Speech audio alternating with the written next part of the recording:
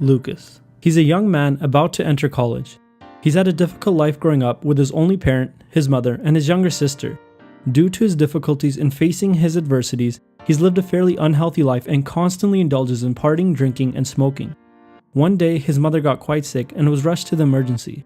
The most important person in his life, his rock through all the difficult times, was on the verge of death.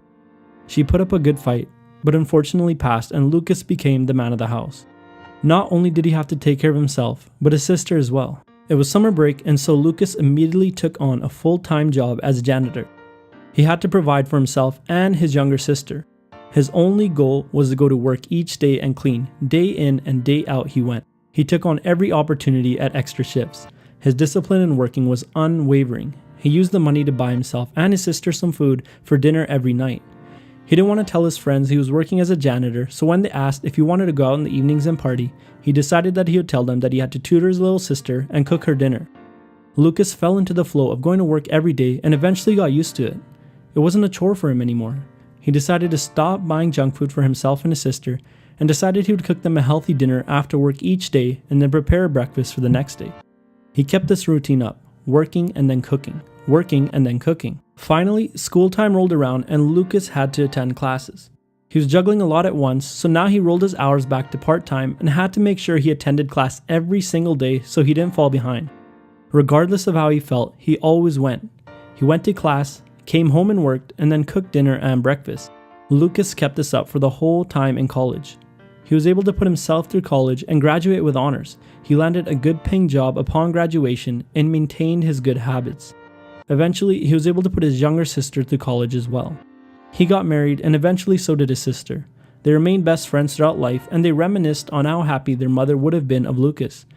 How he turned his life around and went from lazy and out of control to in control of his destiny and the true king of his fate. He became disciplined, but how did he do it?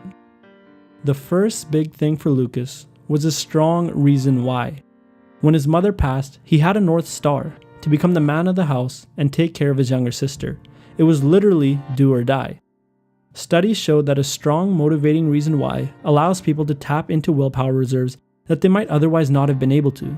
This reminds me of those movies where you see the boxer down to his last bits of energy in the final round, but then he has a flashback, a powerful memory of why he's doing this. Perhaps winning against all odds in memory of someone close to him who passed away.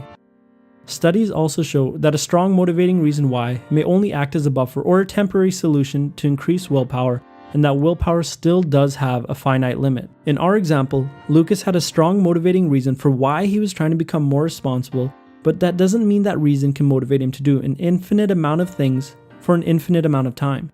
Say he tried to work at a part-time job, take care of his sister, try to get a perfect 4.0 GPA, and learn to play the guitar all at once. It would be difficult, if not impossible, regardless of how strong his motivating reason why was. But in our case, Lucas started by focusing on one task only, which was work. He went to work every day. Once that became a habit, he directed his willpower and self-discipline onto another singular activity, which was cooking, followed by school, and that's the key. To be wise with how we spend our self-discipline and to use it on singular activities and turn them into habits before moving on to another activity. The first habit could have been as simple as drinking water every day or making his bed every morning. When an activity becomes a habit, it drains a lot less willpower. Lucas also faced a dilemma that many people trying to be disciplined encounter: peer pressure. His friends represented a temptation into his old life, an easier life requiring a lot less responsibility. There were two reasons Lucas was able to overcome this dilemma. He had a strong reason why, and he planned for temptation. In fact, he used a very specific technique known as the if-then technique. He had planned that if his friends asked him to go out and party, then he would tell them that he had to tutor his sister and cook dinner. This was a pre-planned decision of self-control and avoided him having to exercise willpower to resist the temptation. This is a great strategy to use when we anticipate that there will be times when temptations will arise and our willpower might be low. It's an automatic and pre-planned response to a temptation. Studies show that practicing self-discipline increases self-discipline in subsequent acts. It's like a muscle.